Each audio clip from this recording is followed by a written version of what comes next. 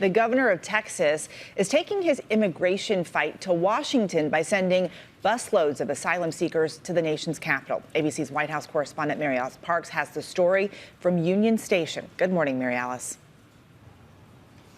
Eva, good morning. Right here in rush hour traffic in front of the train station is where we saw people getting dropped off from these buses. I can tell you that during the week, this is one of the most hectic, most confusing intersections in the city. And political activists, immigration activists say that this was all just a big charade from the Texas governor.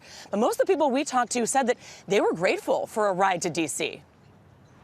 In the shadow of the U.S. Capitol, this small group of migrants, exhausted, quickly unloaded off a bus that drove through the night from Texas. It didn't seem to us that there were any local law enforcement there to meet the bus, but there were representatives from Catholic Charities. They ushered the migrants here to this coffee shop, gave them some food and water, and a chance just to figure out what's next.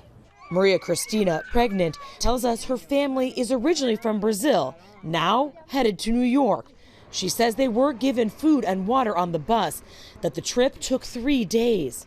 These asylum seekers processed in Texas will have to appear in immigration court to make their case. In the meantime, they seemingly volunteered to take Texas Governor Greg Abbott up on an offer of a ride to the nation's capital.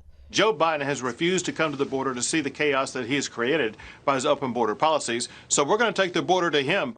The U.S. Customs and Border Protection saying Abbott did not coordinate with them. The White House calling the buses a publicity stunt. These are all migrants who have been processed by CBP and are free to travel, so it's nice the state of Texas is helping them get to their final destination. Abbott has been looking for ways to protest the Biden administration rolling back a controversial public health rule known as Title 42.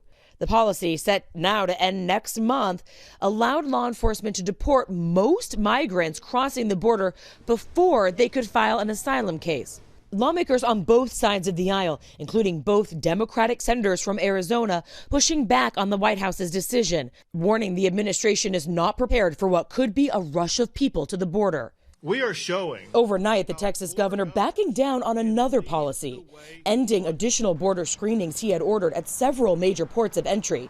The move had tangled traffic for hours, threatened key produce and groceries Americans rely on, and drew stiff criticism. I want to make sure everyone gets this was completely unnecessary. Now, Abbott yesterday said he was ending those secondary border screenings because some Mexican officials had agreed to step up security on their side of the border. But the reality is he was facing immense political pressure, including from Republicans in his own state, to reverse course on this one and try to get trade up to normal before the holiday weekend. Whit. Mary Alice, thank you. Well, hey there, GMA fans. Robin Roberts here. Thanks for checking out our YouTube channel. Lots of great stuff here. So go on, click the subscribe button right over here to get more of awesome videos and content from GMA every day, anytime. We thank you for watching, and we'll see you in the morning on GMA.